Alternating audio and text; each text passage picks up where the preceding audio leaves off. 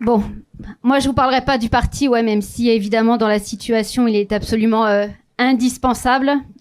Moi je vous parlerai de des États coloniaux, parce qu'on oublie parfois, et en fait ce sont les révoltes populaires qui nous tiennent éveillés à ce sujet, que notre État aussi, c'est un État colonialiste, et qu'aucun gouvernement de droite évidemment, mais aussi de gauche, n'a remis en cause depuis des décennies. À ce titre, il opprime, il exploite et il soutient les États qui font de même partout dans le monde. Et il y a évidemment une concomitance de la mobilisation de solidarité avec la Palestine et celle de solidarité avec la Kanaki, qui n'est pas forcément et totalement fortuite. Parce que plus les taux se resserrent sur les pays opprimés, plus les gouvernements capitalistes et impérialistes prennent le risque que les révoltes éclatent. Et de toutes nos forces, évidemment, nous le disons, nous soutenons les émeutiers, nous soutenons les résistantes et les résistants aux occupations, ceux et celles que nos gouvernements, directement ou indirectement, blessent, mutilent, affament et tuent.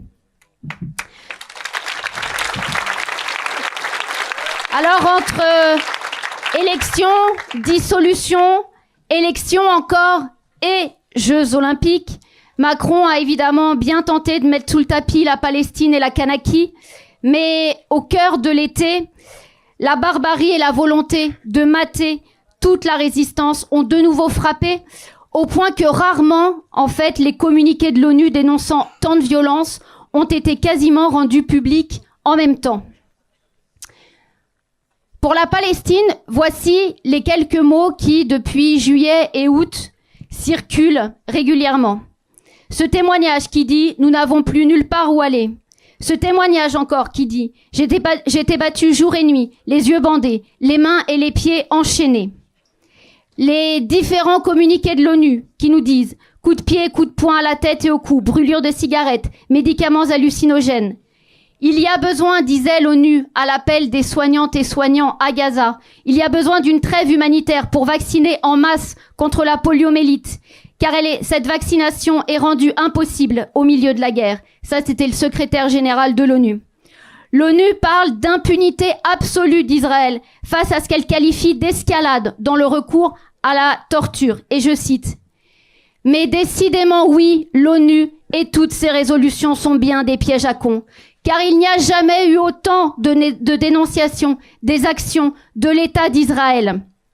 Avec en prime la Cour pénale internationale qui a carrément lancé un mandat d'arrêt contre un dirigeant quand même, contre un dirigeant d'un pays, contre Netanyahou pour crimes de guerre et crimes contre l'humanité.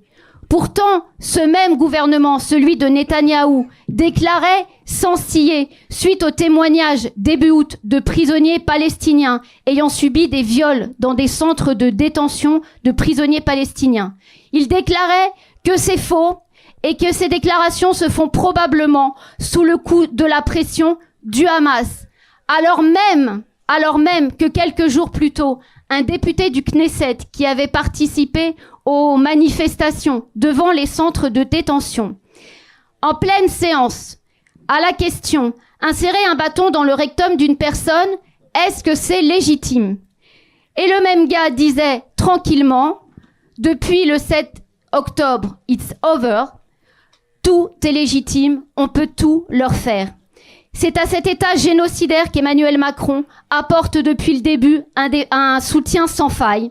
Lui, dont le gouvernement s'entend à mater les révoltes pour maintenir en place ses propres colonies. Ses propres colonies, c'est depuis plusieurs mois celles qui nous reviennent en mémoire, à savoir la Kanaki. Il y a 5 jours, là encore, l'ONU rendait public un rapport par rapport à la politique de l'État français en Kanaki. Et il y dresse un tableau sur le bilan des émeutes depuis la mi-mai 2024. Donc là encore, on parle de l'ONU. Je ne sais pas si vous voyez ce que doit être la réalité quand on voit les mots qu'emploie l'ONU. Le manque de retenue, alors c'est l'ONU, hein, donc bien sûr c'est bon. Le manque de retenue dans l'usage de la force contre les manifestants kanaks et le traitement exclusivement répressif et judiciaire d'un conflit dont l'objet est la revendication par un peuple autochtone de son droit à l'autodétermination, sont non seulement antidémocratiques, mais sont profondément inquiétants pour l'état de droit. Et pour cause, c'est le minimum que puisse faire l'ONU, hein, vous me direz. Depuis le début des émeutes le 13 mai, il y a eu au moins 11 manifestants tués. Les indépendantistes parlent au moins du double.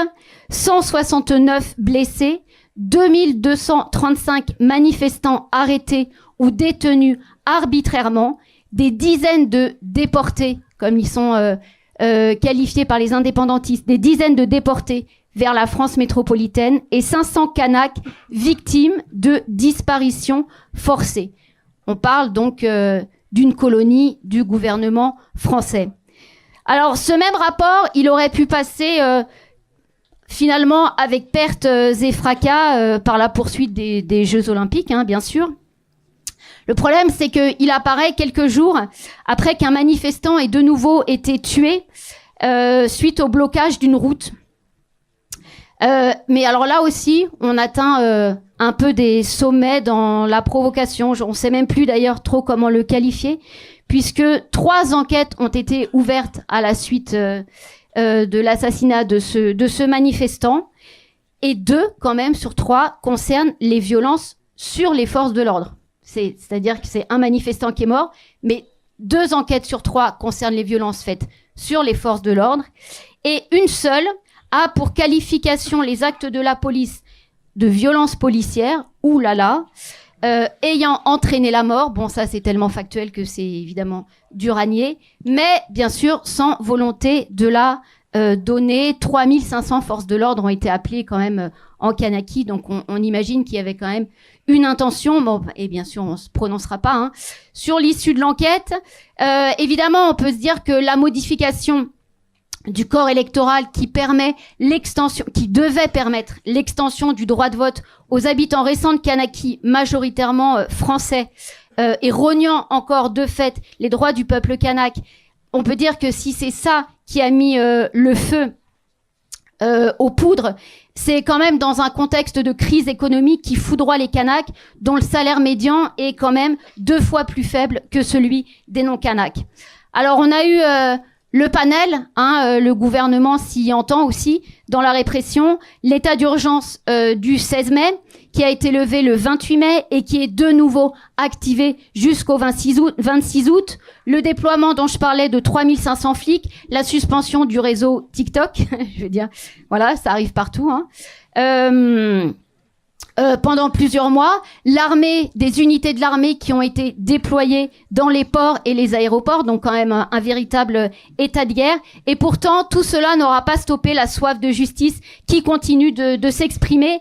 Et c'est cela qu'exprime l'appel des indépendantistes de la cellule de coordination des actions de terrain à faire du 26 août une journée morte en hommage à ce manifestant qui a été tué, mais aussi pour impulser, poursuivre la mobilisation qui a commencé le 13 mai, et ce, malgré non seulement la répression d'État qu'ils se prennent en pleine figure, mais aussi les appels au calme d'une partie des organisations du FLNKS qui demandent même au gouvernement de faire lever les barrages. C'est vous dire dans quel contexte aujourd'hui ceux et celles qui se mobilisent ont tout notre respect et notre soutien.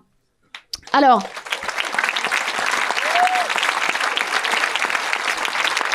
pour en finir, évidemment en guise d'ouverture pour la rentrée, il est évident que nous avons l'obligation quasi d'être à la hauteur des résistances qui s'expriment, de clamer haut et fort l'unité de notre classe, la fraternisation internationaliste.